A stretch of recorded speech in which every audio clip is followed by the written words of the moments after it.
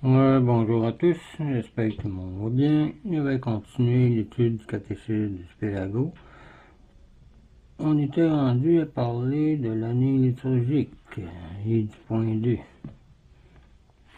On avait dit que l'Avent est le temps de préparation de Noël.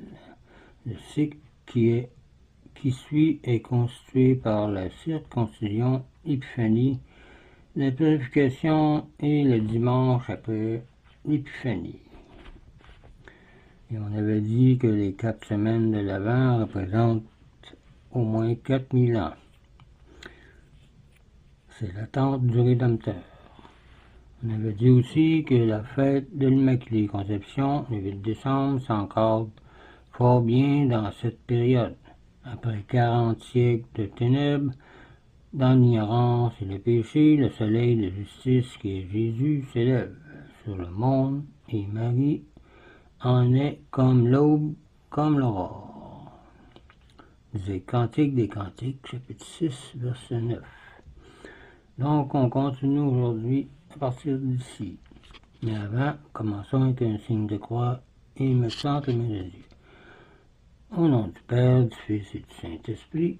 Amen.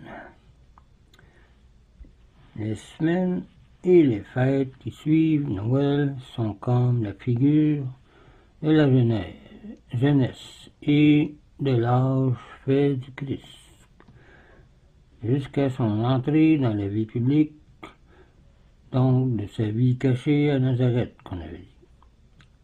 Il y a au minimum 2, au maximum 6 dimanches après l'Épiphanie, selon que la fête de Pâques tombe plus ou moins tôt. Le temps préparatoire de Pâques est celui de la Septuagésime au Carême et des 40 jours du Carême. Le cycle qui suit comprend les 40 jours de Pâques à l'Ascension. Donc un résumé de la vie de Jésus. Les termes de Septuagésime, qui veut dire 70, sexagésime, 60 et quinquagésime, 50, tirent leur origine de l'habitude de quelques églises primitives de commencer le carême 70, 60 ou 50 jours avant Pâques, afin d'espacer davantage les jours de jeûne qu'on y fait. Le mercredi d'après la quinquagésime se nomme le mercredi des cendres, parce que ce jour-là, le prêtre répand des cendres sur la tête des fidèles en disant « Souviens-toi, ô homme ou ô femme, que tu es poussière, et tu retourneras en poussière. » C'est ce qu'on va vivre bientôt. Le carême s'en vient bientôt, parce que Pâques aussi s'en vient.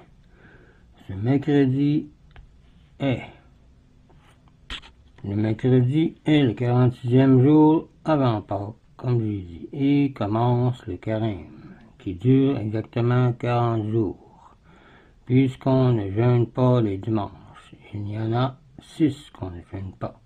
Durant ce temps, l'Église nous rappelle la vie publique du Sauveur qui commence par le jeûne et se termine par la Passion. Les 40 jours qui suivent Pâques représentent exactement ceux que Jésus-Christ passa encore sur terre après la résurrection. Voir Actes des Apôtres, chapitre 1.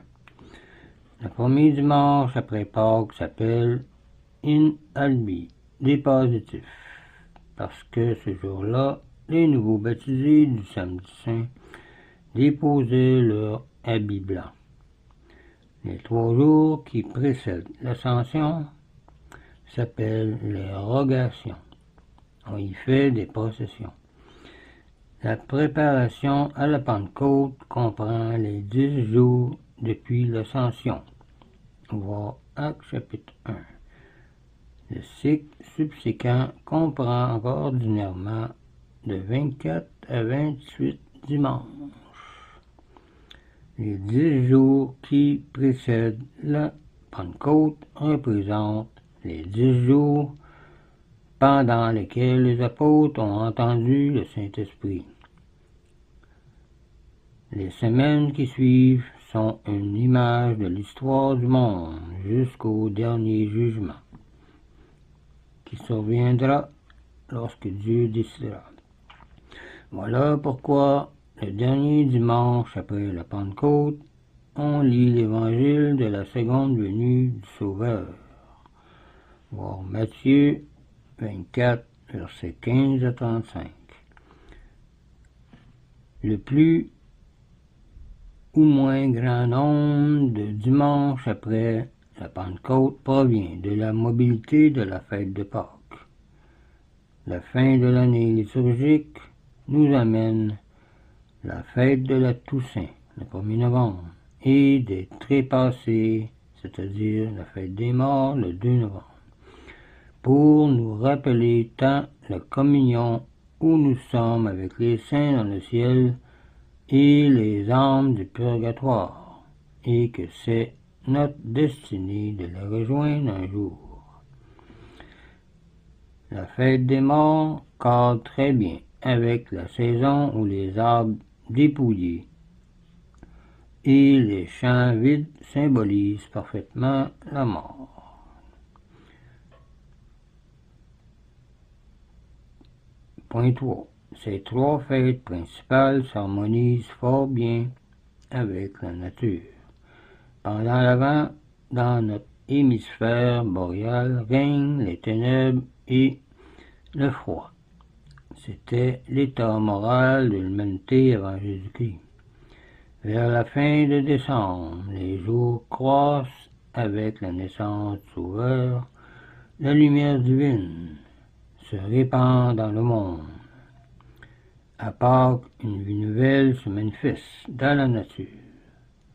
C'est comme au printemps, tout reverdit, tout fleurit.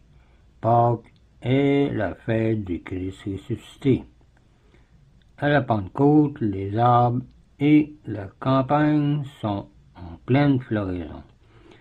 La venue du Saint-Esprit produit dans l'humanité une floraison nouvelle, car c'est de là que date la vraie civilisation de la véritable morale chrétienne. L'Église a mis en rapport les épîtres, les évangiles et le chant liturgique avec les fêtes et ces périodes. Les évangiles sont des extraits des 4 livres des évangélistes, les épîtres des autres livres de l'Écriture sainte. Ces péricopes, c'est-à-dire des coupures, ont été faites par Saint Jérôme et introduites dans certains pays occidentaux par Charlemagne en 814. Le catéchisme exhortera vivement les enfants à ne jamais venir aux offices sans livre. Il leur demandera aussi s'ils connaissent des hymnes et des mélodies liturgiques, et s'ils connaissent la division de leurs livres de prière, etc. et bien d'autres enseignements. On a vu le premier commandement de l'Église, passons un peu au deuxième commandement de l'Église, qu'on verra surtout dans l'autre vidéo, mais on peut en parler un petit peu ici, qui est l'assistance à la Sainte Messe. Le deuxième commandement de l'Église nous ordonne les dimanches et les fêtes de précepte d'assister dévotement à une messe entière. La doctrine relative à la Sainte Messe se trouve dans la troisième partie lorsque je la ferai. Vous pouvez aller voir aussi dans les catéchismes de l'Église catholique 1992, le nouveau.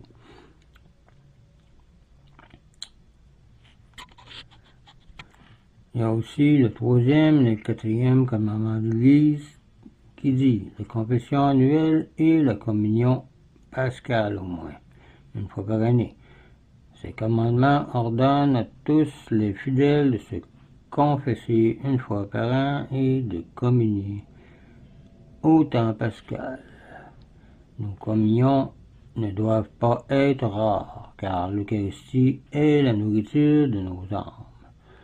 Une âme qui reste longtemps sans cette nourriture meurt d'inanition. Un peu comme si on ne mange pas, on finira par mourir. Donc, je vais arrêter ici. La prochaine fois, on continue sur le 3e et le 4e commandement de l'Église. Donc, je vous laisse là-dessus. Je vous dis au revoir et union prière.